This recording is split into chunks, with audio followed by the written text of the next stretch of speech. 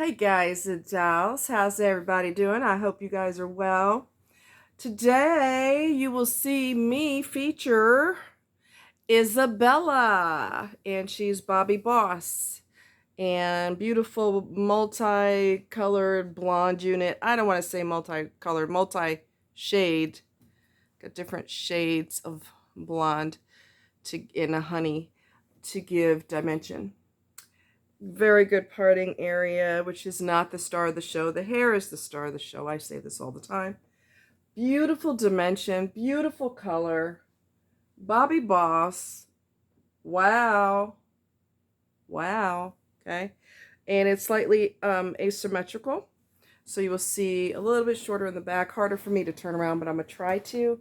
If I was an owl, I could just sit and just rotate my head all the way around, but I'm not an owl. Hoo, hoo. So this is the back.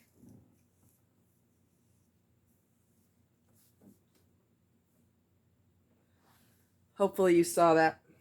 So it's Isabella, very comfortable. There is a strap in it. And two combs on the side, one in the back, and the strap is kind of here. So it's kind of in a little bit of a different place. And it's relatively even on the bottom, as far as I can tell. I don't like the asymmetric where one's really long and one's really short. I don't like that. That's just my personal preference. But anyway, Bobby Boss Isabella. She's a pretty girl. Look at all the colors. The different shades, I should say. She's pretty. All right, so I want to comment on a video that Andrew did. Andrew is, I believe his channel is called Narc Daily. And he teaches about narcissism. He has obviously dealt with it. He knows it like the back of his hand. And he talked about something really, really interesting. I noticed it in my manipulationship, and I'm pretty sure that once you hear the details of this, you will go, oh, okay. Okay. So the way Andrew puts it, he says that basically throughout the body of the relationship, you are dealing with many discards. And that is so true. I've not heard anybody mention it that way. And it's so, so true. The way that I word it is you are being discarded from the minute you meet the narcissist. From the minute you meet them, you are being discarded. The clock is ticking. You know how you're sitting in a cab and the amount keeps going. And the more the clock goes, the more you pay, right? The longer you're in the cab, the more you pay. And that's the same principle for a narcissistic so-called relationship. The clock is ticking before you're discarded. And you're going to be, he's so right. He hit the nail on the head when he said that you're being discarded. Whether he said there's a big deal about, the narcissistic person planning the wedding, and it's a big deal. And there's a lot of people involved, and there's just so much hoopla, and the narc is in the center of the attention because you're planning this wedding or engagement or whatever it is, or having a baby, whatever it is. But the wedding in particular, the spotlight is on you guys, but the narcissist is feeding on that because they're parasitic, right? So they're feeding off of the attention.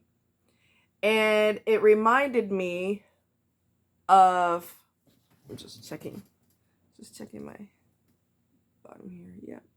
Yep, it's even. I'm a little OCD about certain things. Anyway, move right along. So, yeah, the mini discard. Okay, so they'll go into this thing about the wedding and all the planning and how great it is and this and that. And they're just kind of feeding off of the festivities. And then once the hoopla is over, come on up. Come here. Once the hoopla is over, they may feel kind of let down, like, oh, this big massive party is over and we're actually married now, and the spotlight's no longer on the narc.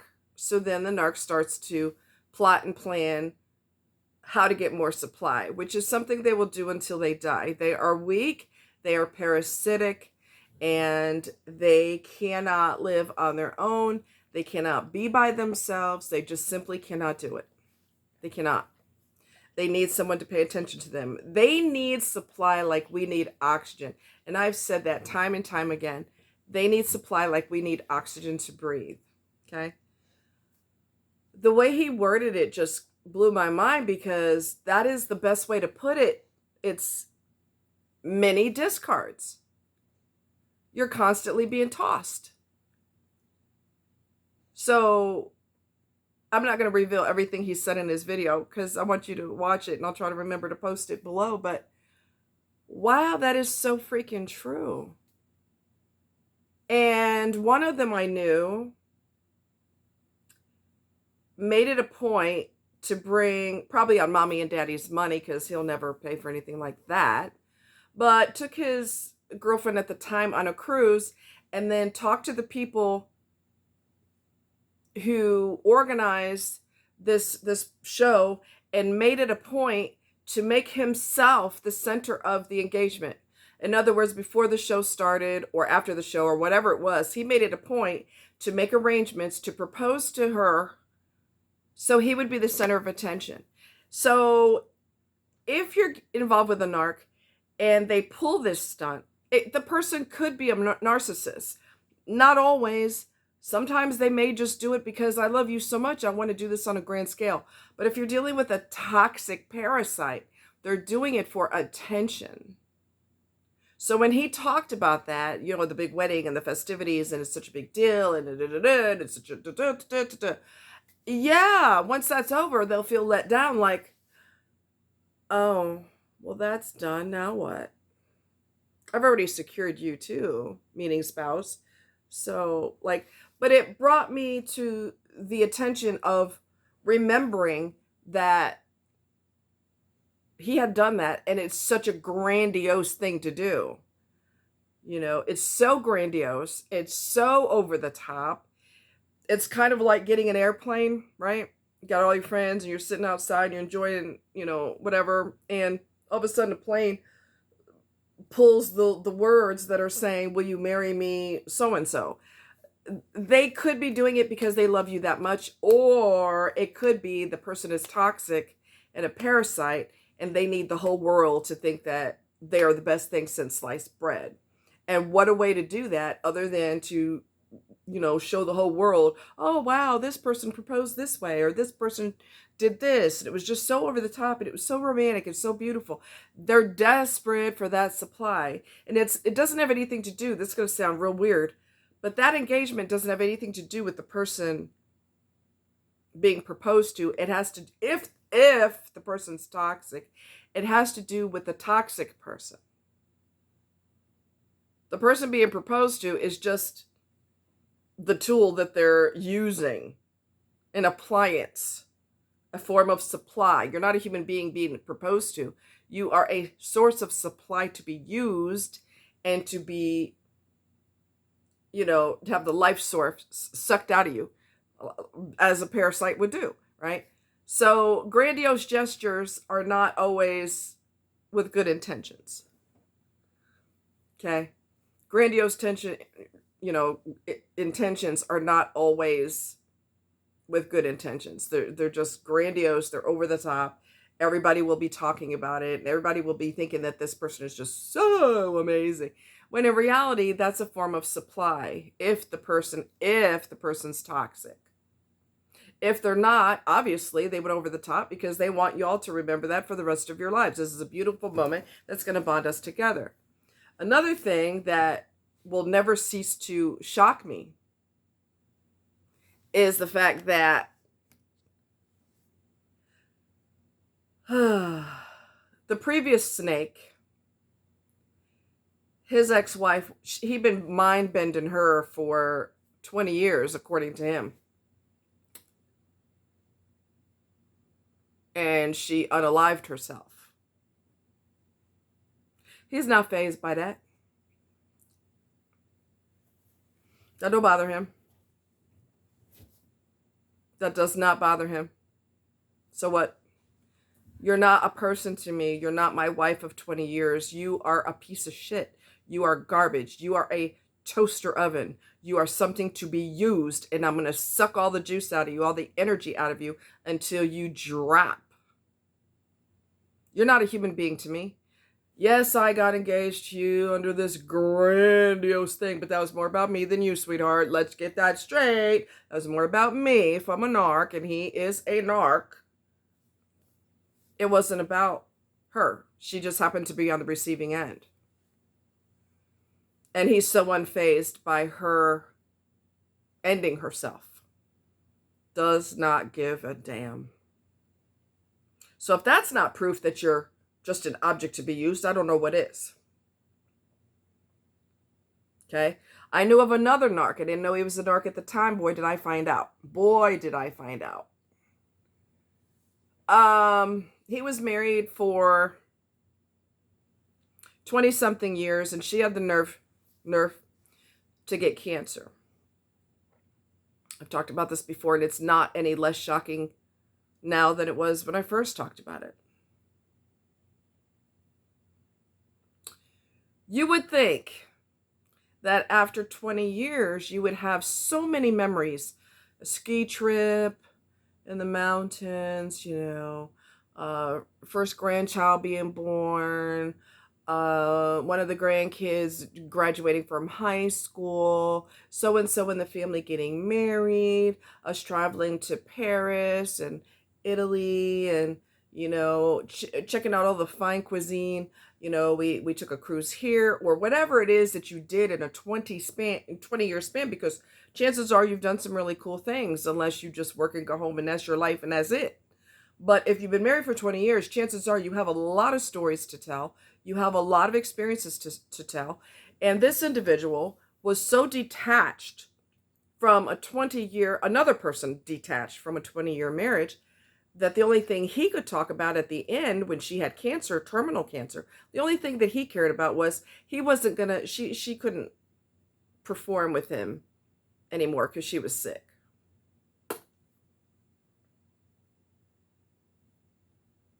Do you see that you're a toaster oven? Do you see that you are a appliance to be used? It does not matter that we have 20 years under our belt. It doesn't matter that we have children and grandchildren.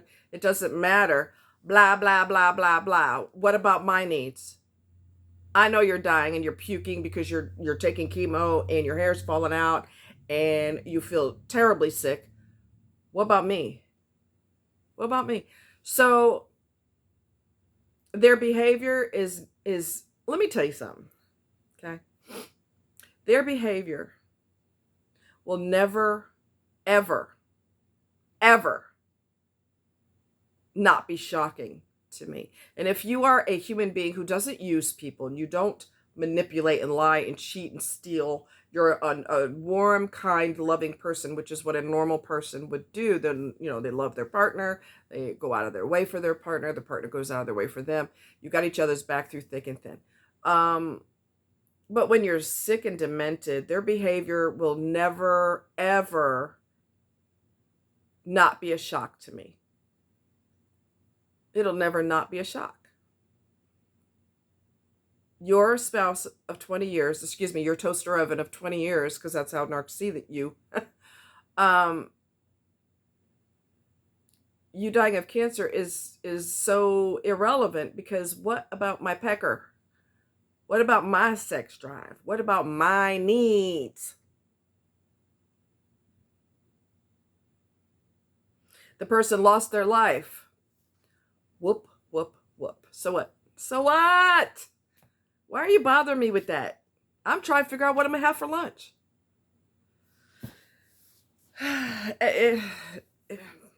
It's never... I'm always going to be stunned by that. Always. I'm always going to be stunned by that. Which is normal. It's not supposed to be, oh, my partner of 20 years died. Anyway, moving right along. So... should I go to Italian or should I go to a Mexican for my dinner? Shocking. Shocking. Absolutely shocking.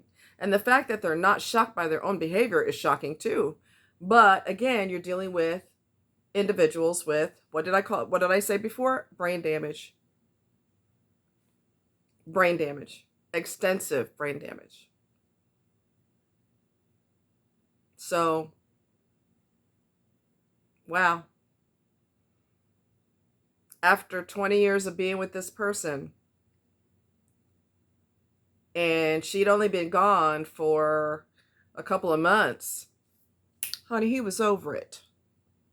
You heard? Over it. Completely over it.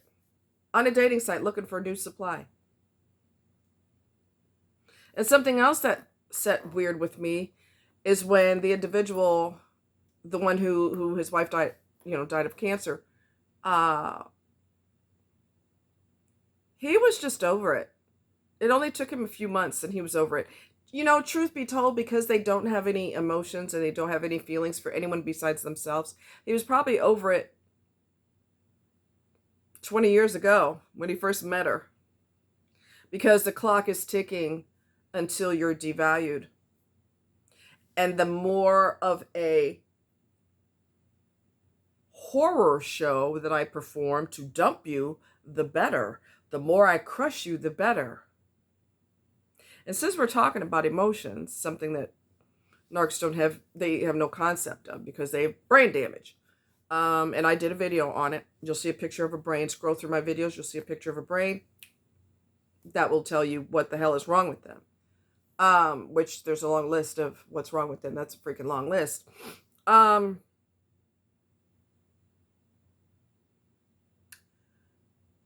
don't know.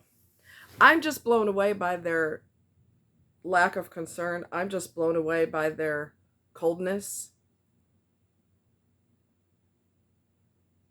I'm just completely floored.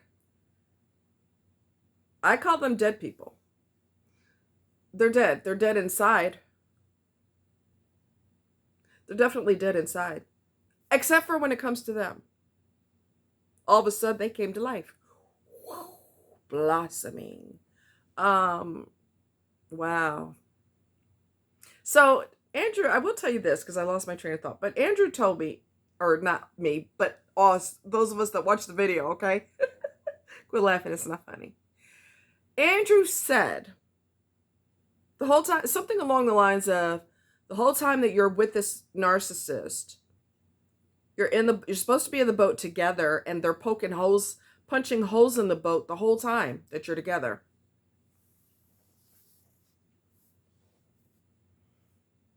Exactly.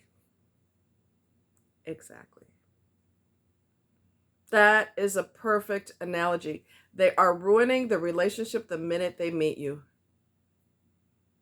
They act like they don't know you in public because they're always looking for new supply. Okay? There's some other things he said that I'm not going to say because I want you to watch the video. It's just...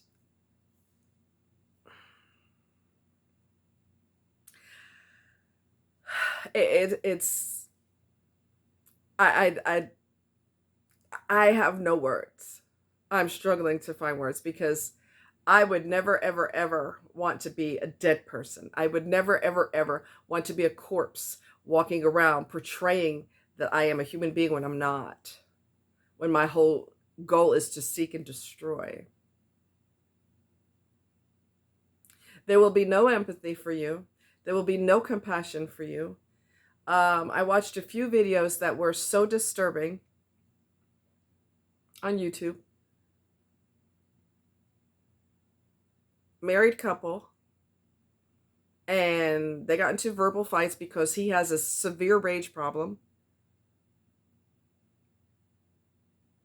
and he was calling her a MFer.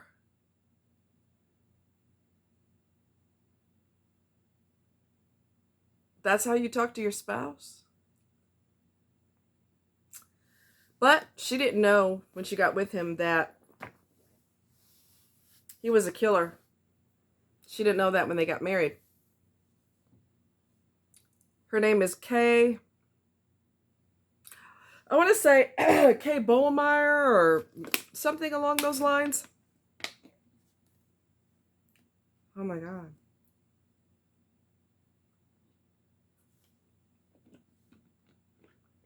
She's no longer with him. He's a horrible person. Threatened to kill her and himself. Those are, I want to say more overt narcissists. They're just, propensity towards violence. Killed the neighbor. Beat him to death and set his house on fire to hide evidence. They will destroy everything about you. There's nothing about you that they won't destroy. We've talked about that many times. And because I don't want you to get married and have children with these animals, I want you... I'm getting warm. So what else is new? I don't want you having kids with these individuals or having children with them, getting married with them. I don't want you to do that because divorces are expensive. Okay? Divorces are expensive. And I don't want you in that situation. I want you to watch every red flag. I want you to write it down on a legal pad while you're dating. And I want you to pay close attention to that because those are red flags, not green flags. Those are red flags. And those are what you need to pay attention to so that you don't lock yourself in. Because that person will get angry for no goddamn logical reason other than the fact that they're crazy. And watch them in a restaurant when the steak is supposed to be, don't matter if it's a man or woman.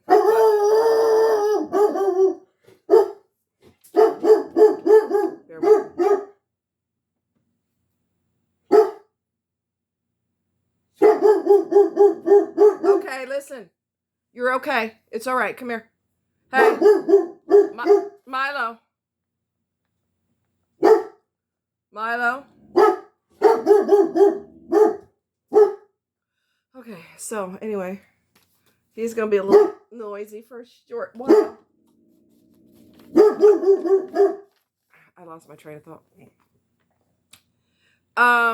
Notice the red flag. Hey. Okay, that's enough. Good job. Thank you. All done. Come here. It's okay. Sorry, guys. Honey, come here. Come here. It's all good. It's all good. You did a good job. Thank you. Good job. Good boy. Come here. Come here, sweetheart. Come here, sweetheart.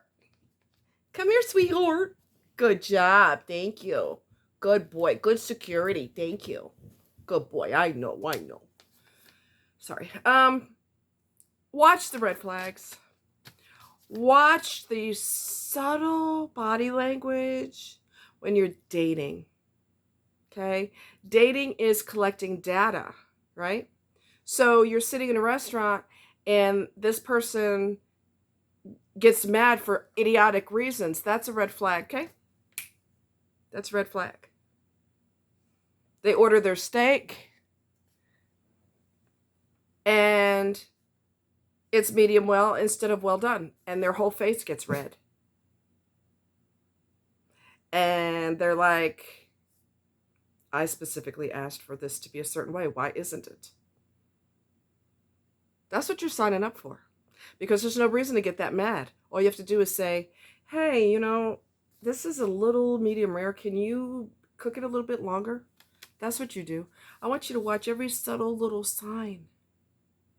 Every little sign of how this person acts. And I'm going to tell you something else. One of my exes told me this. I'll always care about him. It was like, he wasn't a narcissist, but he was like being married to a Sears mannequin. Okay? And I don't like mannequins. They don't turn me on. Anyway, and our communication sucked. It was non-existent. So anyway, he told me something a long time ago, which is so true.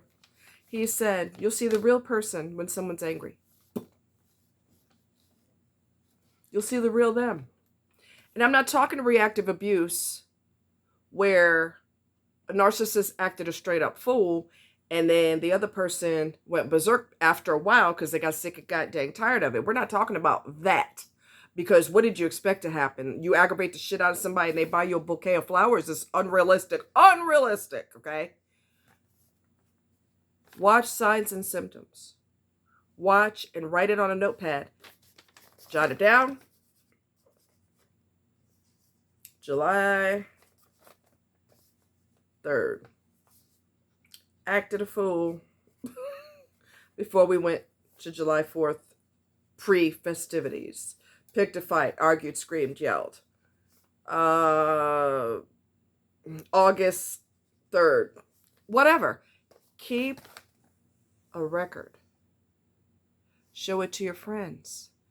Say, hey, I got a list of things I went through with this person. Do you think I'm overreacting? What do you think about this?